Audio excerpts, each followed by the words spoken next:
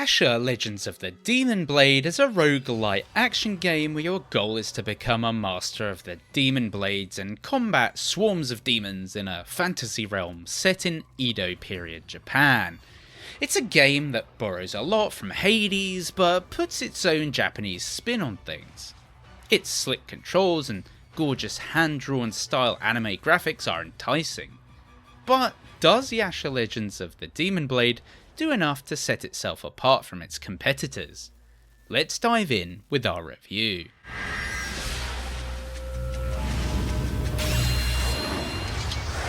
Now, right from the bat, let's just say that Yasha Legends of the Demon Blade is a roguelike game that's almost identical to Hades.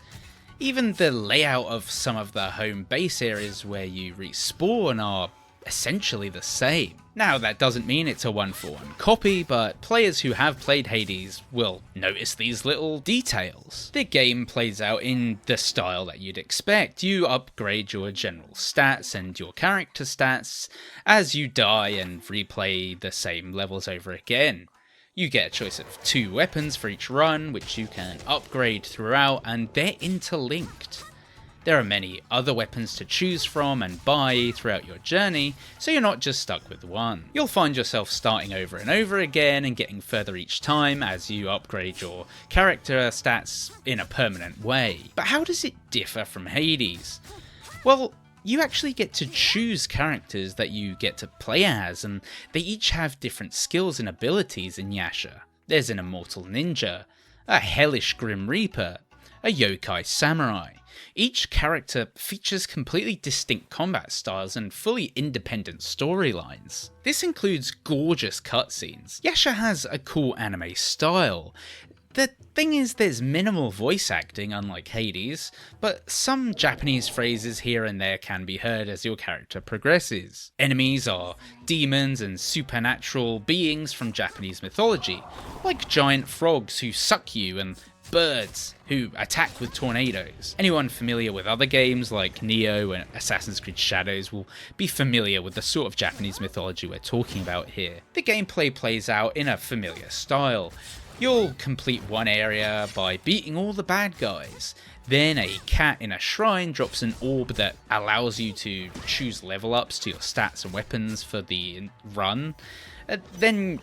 Between these sort of levels, you will then find a town where you can heal and buy upgrades and move on to new areas of the game with increasingly more difficult bosses. Speaking of bosses, they appear at the end of each area or region if you like, and they can range from a giant octopus whose tentacles you have to dodge to a guy who throws his fists at you. These boss fights get easier as you die and level up, but the game is still very challenging. Combat is hard, but it's just the right amount of hard. There's parries, which take skill to execute by tapping the right button at just the right moment. Of course, you'll start off by completely missing every parry, but you'll build up muscle memory over time, just like every other game, and you will then parry and riposte for major damage. Now, Yasha has a story and cutscenes, and they play out as you progress through these levels. The story here is not as interesting as Hades, but it does have a sense of humour,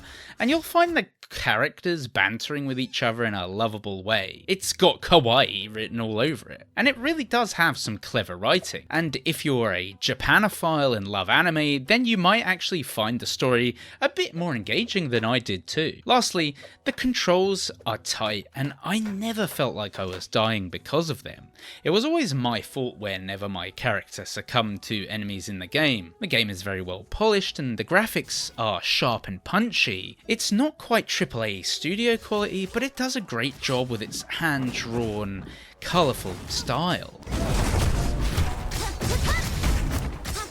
Yasha Legends of the Demon Blade is a fun game with compelling gameplay and a unique Japanese twist that most people will find interesting. But there are some caveats. When it comes down to it, Yasha is Hades, but with a Japanese mythology twist.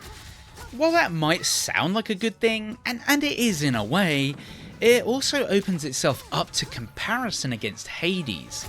which it sadly doesn't live up to. I mean, nothing does it? Don't get me wrong, if you've played Hades and Hades 2 and want more of the same but with an Eastern anime touch, then by all means you'll enjoy your time with Yasha. But viewing the game from a more critical lens, while the game copies SuperGiant's SuperGiant here, it simply doesn't have the budget to compete, or that extra je ne sais quoi that Hades has that makes it unique. So should you buy now, wait for a sale, or skip entirely? The game comes in at an approximate $30 to $50, depending on what platform and region you buy it on. So while it isn't full price, I would recommend that most people wait for a sale, unless you're particularly hankering for some roguelite action and you like what you've heard here.